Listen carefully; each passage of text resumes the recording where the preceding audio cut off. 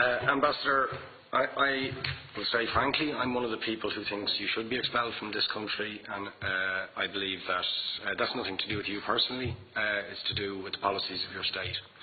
And I think, along with Desmond Tutu, that the time for treating you as a normal state is over, because you're not behaving as a normal state. And I just want to ask you questions, really, in relation to that contention. And I would just say, for the record, it certainly isn't motivated by anti-Semitism in my case. I mean, for example, when disgraceful attempts were being made to downplay the horrors of the Holocaust by people like David Irving, I brought a Jewish Auschwitz survivor to this city to organise meetings and get her on national television to remind the Irish people about the horrors of the Holocaust. And I would do so again if anybody tried to downplay the horrors of what were done to the Jewish people. But it is precisely because I'm opposed to racism that I oppose what your state is doing and what it stands for. So I just want to ask you a few questions in relation to that. And I should also say, by the way, I lived for a year on Moshav Neot Hakikar in the Dead Sea in 1987, 2 weeks before the first Intifada broke out. That leads me to my first question. You have tried to cover over what you have done, the killings of innocent people in Gaza on 3 separate occasions over recent years, the seizure of Palestinian land and so on, by attacking Hamas. Now, why don't you just admit that Hamas didn't exist when the first Intifada took place? They didn't set up an armed wing until the early 1990s. And that there was a reason that PLO were in Tunis at the time, exiled, effectively not present. But the ordinary Palestinians rose up because you denied them basic rights. I lived there. It was apartheid. It was racism. It was endemic. It was rotten. Absolutely, I was shocked within weeks of living there to see how you treated Palestinian people. And isn't it the fact that the law of return, which is the basic law of the Israeli state, is a racist apartheid law because it confers rights on Jews that it denies to Palestinians.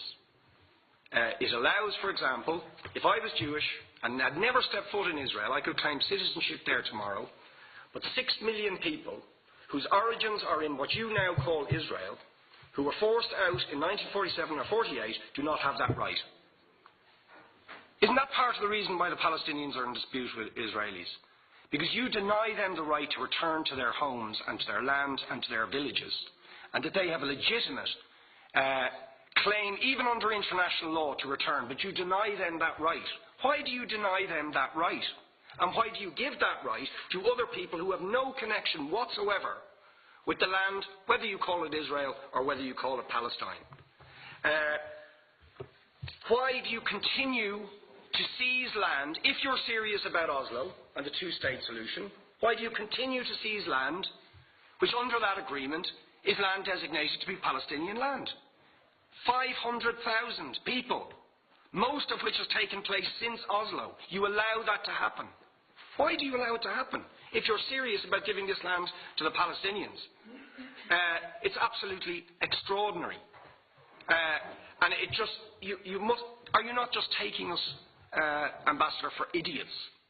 That you can say with a straight face, we're serious about peace, but while we're serious about peace, we're going to seize Palestinian land.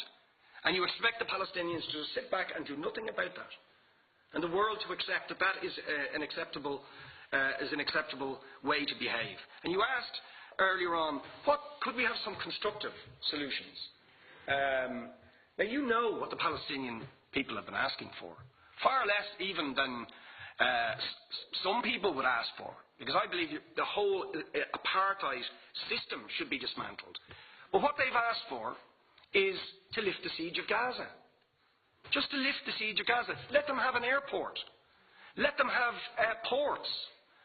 Let them not be dictated to by a government for whom they do not vote as to what can go in and out of their territories, whether they will have power, whether they will have clean water, whether they will have medicine. What makes you think you're allowed to have nuclear weapons and the 4th biggest army in the world and visit destruction on the people of Gaza, but they have no right to defend themselves? They have no territorial sovereignty over that land. Would you ask questions, please? How do you justify that? Yeah. All right. How do you justify those double standards? And very lastly, Ambassador,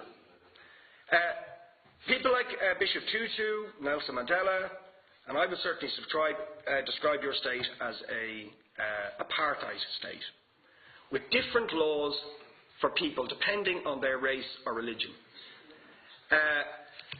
Now, isn't that just the case that, for example, at checkpoints going into the West Bank, there's a channel if you're Israeli or European, and there's a channel if you're Arab? Just because you're Arab.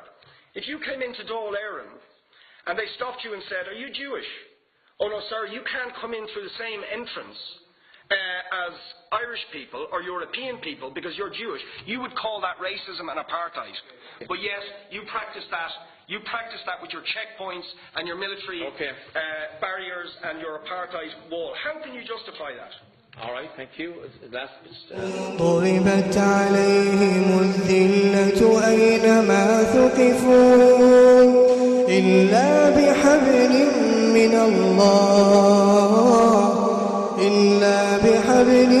من الله وحبل من الناس وباءوا بغضب من الله وضربت عليهم المسكنة ذلك بأنهم كانوا يكفرون بآيات الله ويقتلون الأنبياء بغير حق ذلك بما عصوا وكانوا يعتدون